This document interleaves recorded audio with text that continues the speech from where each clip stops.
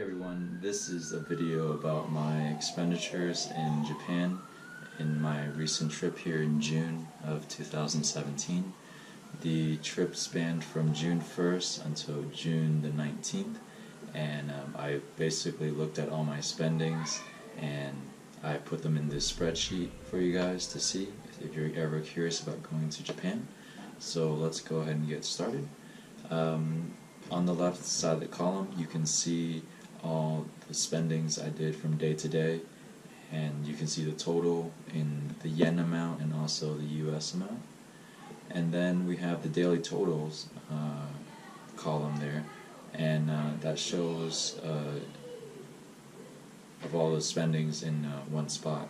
And so basically I took the total of that, and the total came out to be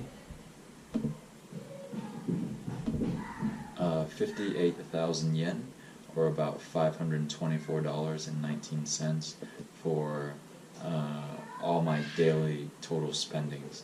Now this doesn't include all the travel tickets and accommodations, but I wanted to keep it this way so you can see how much I spend per day just on like average usage for food and that sort of thing.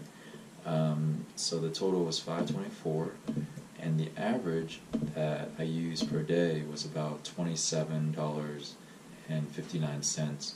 This was for food and kind of just traveling on the metro or the J rail or something like this. And next up we have the top expenses. Definitely the most expensive was the plane ticket. That was $915. I don't remember where I bought it online exactly, but it was one of the general websites like, I believe it was, I want to say Kayak or something else, but yeah, so that's how much I found the price for it. It was a round-trip ticket. It went to, made a stop in the United States in Virginia, near my home, and I flew over to Japan. And on my way back, I stopped by New Jersey and Bogota, and came back to Medellin, Colombia, in the Jose Maria Cordoba airport. The next up was the train ticket for Japan.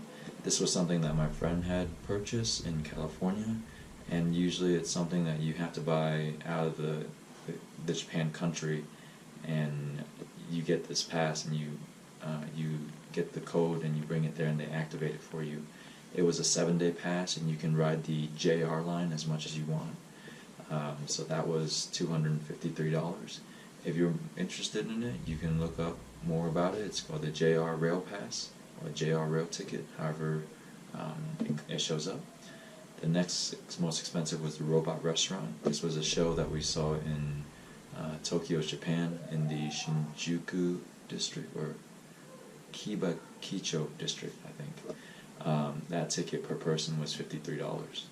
Now there were other various expenses that total more than some of this, but that was like the accommodations, because we were staying more than a couple nights, so that came out to be expensive. But those were kind of like the top singular expenses that I used. And in the next section we have the various expenses that doesn't include the daily usage.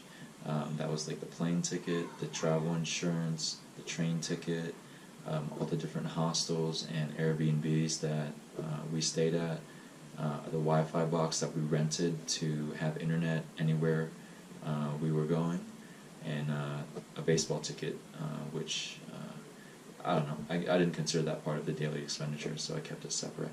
Anyways, there's going to be a column where it was kind of like a total of all of us for like the Airbnb, and then I divided that by the amount of people, and then I get my expenditure. So don't get confused if you see that. Basically, if you look to the far right of this spreadsheet part section, you'll see how much I spent. And the total that came out to be, for me, for accommodations and airplane tickets and everything, total was $1,865.57. and in yen that's about 207,000 yen. So altogether, if you take the total of the 524 plus the 1865 here, you get a grand total of $2,389. So my trip to Japan was basically this amount, and I got to see a lot of cool sites and accommodation and had a lot of good accommodations. You can check out my vlog videos to see where we've been and some of the places that we visited.